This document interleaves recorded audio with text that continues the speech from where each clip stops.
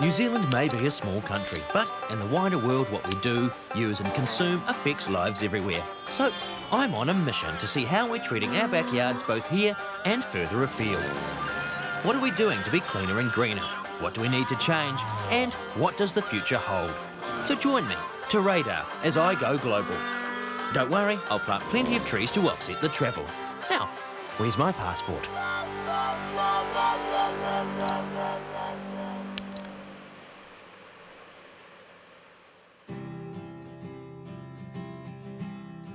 Many people think the value of land relates to what you can put on it. And given the average Kiwi house is worth a king's ransom, well, perhaps that's no surprise. But with an ever-increasing population, perhaps the true value of land lies with what it can provide for us. There's a lot that we can learn from the land, and it's the kind of lessons they haven't always taught in schools. Students look on and note effective techniques and mistakes while one of their number takes a class.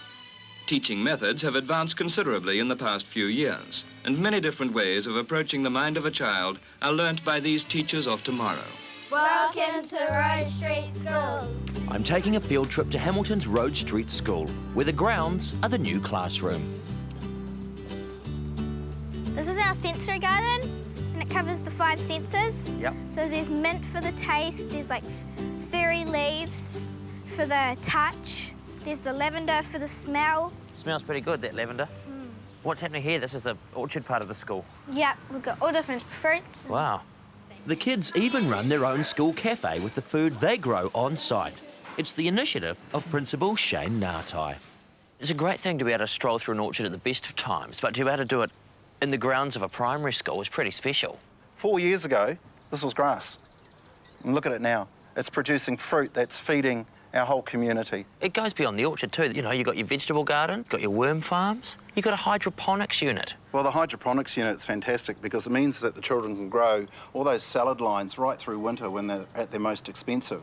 Again, going back to that sustainability model, by growing their lettuces, their cucumbers, their tomatoes, their chilies, their eggplants, capsicums, you know, the list goes on, they're able to then source those ingredients for the kitchen. Not just highfalutin sort of ways to justify having a thing in your school grounds when you should be teaching them to read and write and count. Right. Well, they still have to read and write and count, especially when you plant an orchard. They had to work out mathematically how much room each tree needed, how big was it going to grow in its life cycle, which trees can cohabitate with others and not cross-pollinate. Every single tree that's been planted in this school, over 1,000 of them, have all been classified by the children and identified in a resource that other schools can use. What have we got here? We've got pumpkins, and we've got beetroot. Yep. That's enormous. And over there you've got a pizza oven. Yes. 3 boys decided they like to play with fire, and the principal said that they can do something at school, but they've got to do it in a safe way. So they talked to a man in Kaitaia who built pizza ovens, and they came up with this. When I went to primary school, if we'd said, hey, we're going to build a pizza oven, it would have been unheard of. Do you guys reckon you're pretty lucky? Yep. Yeah, I reckon you're pretty lucky. Do you reckon that maybe I could enrol as an adult student? Nah. And this is the economics department in action. Pretty ladies selling ice cold drinks. The school's annual Kai Festival turns produce into profit, proving that money can grow on trees. Thanks for coming to the Kai Festival. Results like this rely on healthy soil, so it makes sense to take a stand on land. Despite the size of the planet, humans essentially rely on the top 10 centimetres of it to survive, because that is where the soil is. Useful, not so useful. And before you can grow it, you've got to get to know it. Tell me about your relationship with your father. Basically, it's a supermarket where our food shops for its food. When food like this carrot is growing, it shops for its food from the soil around it.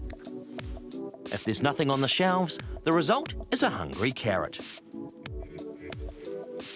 If there's anything nasty in the soil, like leftover chemicals or pollutants, then the carrot will consume those too. Whatever the carrot eats, we eat as well. So really, we should protect the soil and treat it as part of the family. There he goes, get him. Oh, watch out for the other one. Oh, that's him. Oh, yeah, got him. Oh, that is fantastic. Fantastic, lovely work. Oh, just like a little bit of this. Hey, here you go. Oh, who's a lucky guy? Here you go. On an irrigated area of central Otago, pedologists, soil scientists that is, gather information towards the South Island soil map.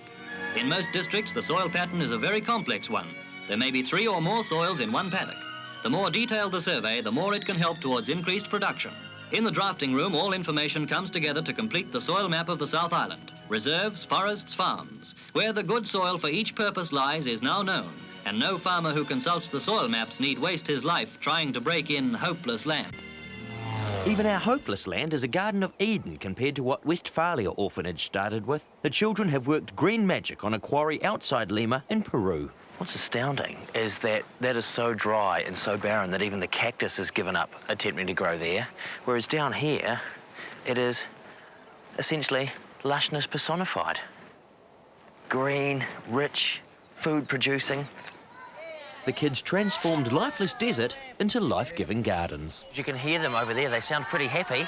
Actualmente tenemos 139 There's like niños. 139 children Wow. between teenagers and kids. We work very hard here, not only taking care of these children. El medio ambiente es un tema muy importante We para also nosotros. take care of the environment. That's really very important for us.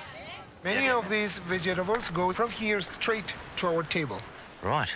And I imagine that with a lot of little hungry mouths to feed, you can't grow enough. No, No, it's not really enough. tenemos que comprar en algunos casos. We sometimes need to buy some extra food. It's a pretty good-looking garden, though. Se ven muy bien. Yeah. Sí, los niños ayudan. These kids actually take good care of growing these, just very caring and loving. The orphans are in charge of just about everything, under the watchful eye of George. This place was created with this whole concept of teaching the children responsibility and creating an environment that was good for them. This was nothing but gray desert. I mean, look what they've done. The land was given to the group that built the orphanage, and that was the extent of the Peruvian government's help. They basically gave them some gravel, didn't they? Yeah, they gave them a bunch of dirt, but it's better than nothing, okay? One of the most important things you can do for them is to give them an environment in which they feel comfortable and happy and secure, and then teach them responsibility. All of this that you see here, the children take care of this, you know? They take care of the crops, they take care of the animals, they do the cleaning. I'm going to tell you, they behave better than my kids ever did. Yeah. That's true. Yeah, they seem like good kids. They're also learning the skills they'll need to coax a living from the soil. If there's one thing you notice about Peru, it's that they appreciate the value of land. For hundreds of years, they've found ingenious ways of using every last cubic metre. What an amazing feat of engineering. I mean, this is some serious rock work. I have trouble even putting in a tiny retaining wall. Must have been jolly hard work. I wonder who the first person was who came along and went, you know what, I reckon we can turn that rock-strewn hillside into a useful piece of farmland with the addition of some terracing. You know, 500 or 600 years ago, this would have been a hive of activity. People planting crops, and in the distance, the sound of a pan flute, just playing gently to ease them through the workday. Pan flute classic hits, just to keep them going. And somewhere on this hillside, there would have been a guy that sort of thought, just shut up with the pan flute. Play something different.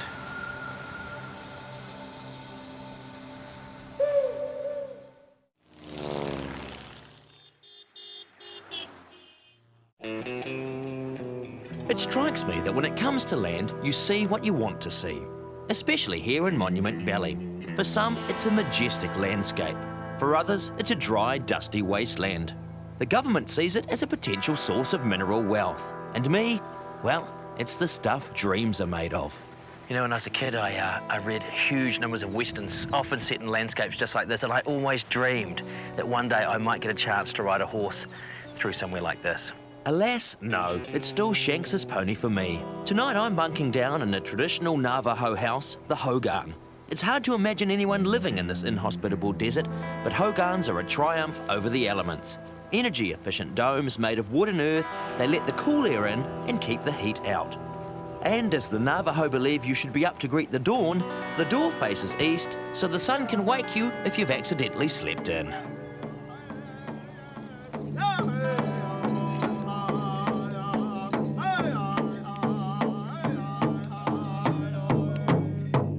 This is my first night in Hogan, and all I can think about at this point in time is that sometime over the last 70 million years or so, this land has been underwater 3 times and is currently a mile above sea level. And that makes me feel, as a human being, particularly insignificant.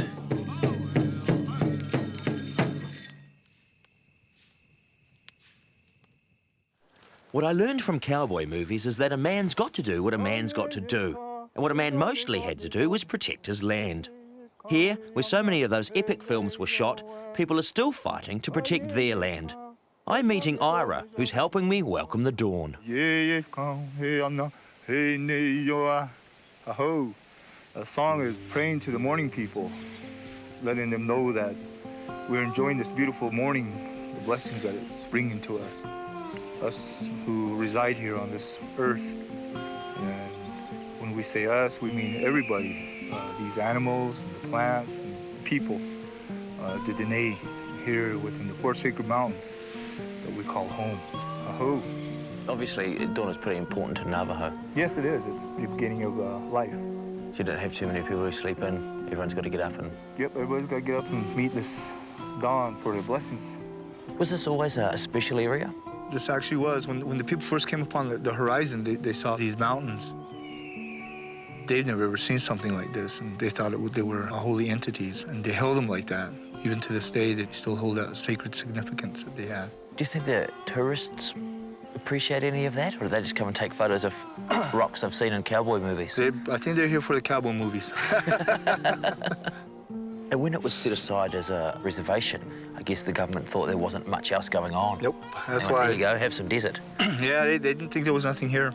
A lot of the other tribes, they didn't get their area back because they had mountains and stuff like that. Here, it looked like there's nothing, but we had a rich deposit, uranium and coal. We have oil. And I guess that's been a bit of a mixed blessing, really. It has. Well, this whole area was really rich with uranium mines back in the 60s and 70s. And a lot of the people that worked in the uranium mines are gone. They weren't given the proper equipment for that kind of exposure. They'd come home just dressed up in what they worked with. And a lot of them didn't wash, they ate, and so all that radiation stuff got all over the place. A lot of the old Navajos, they built their homes, the tailing pile, they put it in with their concrete. They built their homes on it. So the radiation exposure was very high in this area. The governor of Arizona was saying, oh, there's all this uranium, we've got to go and get it all out, it's worth billions of dollars, and there'll be hundreds of high-paying jobs, and lots of other people were going, well, no, we're not really that into that.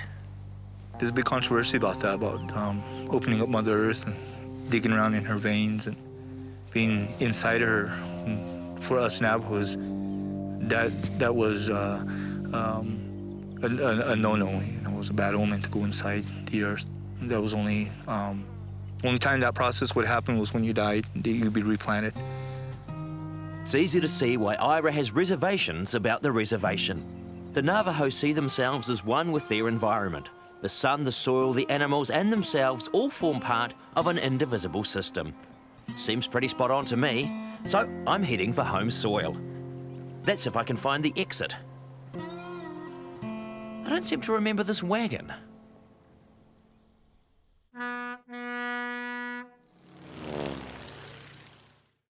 Here in the land of the long white cloud, we're celebrated for our strong white wine. Oh, and our reds and the rosés. But there's a lot of leftovers after the bounty is bottled. I'm visiting Glenn at NZ Extracts in Marlborough, who's found a way to make a health supplement from what the wine industry chucks away. We know that in those skins and seeds there are some things that are good for our health.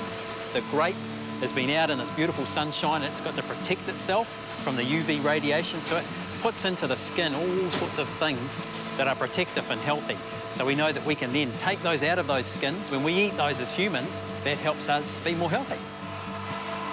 It strikes me that there would be an enormous amount of byproduct just from Marlborough. There's probably 60,000, 70,000 tonnes of waste material currently produced out of Marlborough, and as the wine industry grows, there'll be more. What happens to it now? Most of it's fed to cows? Yes, taken away, fed to cows. We've run out of enough cows, of course, in Marlborough now. There's more grapes than cows, and so it's a bit of a problem. Where's it going to go? Do you think there'll ever become a stage where your end of the process is more valuable than the front end of the wine industry? Well, I'd like to think that maybe one day that will be the case. Wouldn't that be a great day? You'll be able to toast yourself with the byproduct of your industry. A bit of wine. Exactly. Don't tell the winemakers. In Zeland, Peter Yealands knows the value of wine mark. That's vine clippings that normally get binned. He's won international awards for his winery's sustainable practices, but he's still getting his hands dirty. This is the compost that we put back under the vines. It's made up of all sorts of stuff. Seaweed off the beach, 40–50% grape mark, and quite a bit of sun-treated sawdust and bark. A bit of lime straight out of the ground. I get a lot of shellfish waste from factories in town. We're also going to put biochar in here. We will have a fantastic brew. You know, you wouldn't get better water retention. I would imagine there's probably not too many wineries around with a pile of compost this size. Not too many wineries are managed by a nutcase like me either. What was the idea behind this? You just had a whole lot of stuff and you thought we might as well do something with it? It's very hard country out here. It's windy, it's dry. We don't have a lot of topsoil and a lot of humus in the ground. This whole peninsula here was shoved up out the sea, and everywhere you dig, it's actually quite toxic as you get down. But this here, you know, mitigates us putting solid fertilisers on, chemical fertilisers, and, you know, you don't get any more enjoyment out of digging up under this and finding 50-odd worms, you know, in a shovelful. Then the worms will mix the soil, and suddenly we get a dark material on the top, creeping darker and darker as you go down. So essentially what you're farming here is soil? That's the starting point, and all the good husbandry flows on from there. What we're looking at under there is a whole lot of stuff that would have otherwise gone to waste. The majority of it is a problem for the people that generate it. They have to pay to get rid of it? Yes, they do.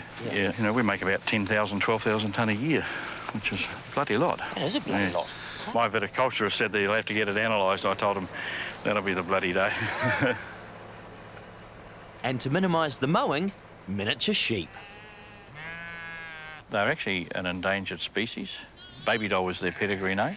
We've probably got more here than what there is in the rest of the world. The concept is to reduce our carbon footprint, take away the need to mow the grass, take away the need to spray the grass. I guess the problem with an ordinary sheep would be that it would eat the vines. Yes, that's right, yeah. So these are small. We've seen the odd one stand on its rear legs, so they do like grapevines, but you know, if they can't reach them, then they're tough out of luck. It really does strike me that that is the key to this place. You're sort of always thinking outside the square. We're all 100% behind our sustainability ethos. We know that we're putting more back than we're taking out. We know that we're creating something that we're all proud of. So, yeah, we've got a very, very happy bunch here. Peter's cooking up another idea for the vine clippings, toasting them. Hi, Aaron. Hey, Rita. How are you, mate? Very good. What is going on with this? We're building a biochar generator. Right. Pete has an idea. I imagine Pete has a lot of ideas. He's full of ideas, dude. Right. We've got a surplus of grape mark. It's one of our waste products. So we're going to put it in our compost once we've made it. Right. This is grape mark, super light. Yeah. All the moisture's gone, full of air pockets and stuff like that, so moisture and nutrients can all get in there. Oh, no end to the recycling going on here. No. Second-hand bits of algae, getting rid of formerly a waste product and turning it into something useful. Yeah, and then putting it back where it came from. Perfect. Peter's also making his tractors breathe a little greener. G'day, Radar. How you doing? Hey, Jeff. How's things? Good, thank you. Just peering at your hydrogen generator. Right. They don't come standard. No, they don't. It's something that we've actually put onto this tractor. Hydrogen's a very fast-burning gas. It makes the diesel in the engine burn more completely. Therefore, it actually produces a lot less carbon emissions. If you had to give a definition of what sustainability was, what do you think it'd be? Putting back more than you take out. I'd like to see the education system and for everyone to try and instill in our younger generation sustainability. I think we need to start at the grassroots. All the way from those little things all the way through up to the bigger vision. Yep. We have a terrific country. We are clean and we are green. In general, we do have bits to improve on, and we always will, and that's fine. But I'm proud to be a Kiwi, and I'm proud to be doing what I'm doing. And look, whenever I go overseas, you know, I see rare examples of similar situations as what we've got here, but there's no other country that's doing as well as what we are. New Zealand's blessed. Love of the land is at the heart of being a New Zealander. I've come to Whakarewarewa to celebrate the end of my journey with a last supper and chat with Nanny Chris, who loves her land even though it keeps blowing up. We're sort of sitting on top of a volcano. At any minute, you could have a geyser of boiling water squirting up from anywhere. Mm-hmm. You're very calm. That one over there's pretty feisty. Oh, yeah. But this Mother Nature, you know what? Woman doesn't get feisty now and again, eh? That one can throw water out, but it never does it when you're near it. It waits till you're gone. It's more or less like saying, my territory. You need me, I don't need you. And it's a matter of respecting nature and you get it back. That's the way the old people told me here. In the Maori world, you call it your tawaira, the spiritual bonding with nature, with creation. You know you're part of it. A little part of it. Small part. Yeah, but you can't do without it. It's your fresh air, it's your lifeblood, you know. Newlywedder, back, you know, on the west of town, you can just dig into the bank. The water will flow, will trickle, you know. You couldn't get any water purer than that. No. So I've had the best of both worlds. Mother Nature's cold, cold fresh water and Mother Nature's sterilised boiling water. And I couldn't, if I could put the two together in one place, I'd have my own Shangri-La. You know, I really would. Looking after our land is a recipe for health, wealth and happiness. Over the last few weeks, I've met a bunch of Kiwis putting a lot into this country. Not just gardeners and growers, but inventors tinkering with what we take for granted. Backyard engineers building new solutions, and bright sparks shining a light on the future. They're proof that living more sustainably is not about going without or going backwards. It's about putting in more than you take out. Sensible, really. Let's face it, the planet we live on is pretty small, and with more and more of us being born every day, it's getting smaller and smaller. And not only do we have to live on it, we have to live from it. It has to sustain us just as we have to sustain it. So what we do to it and what we do with it is crucial. As that famous old Lorax once said, unless someone like you cares a whole awful lot, nothing's going to get better. It's not.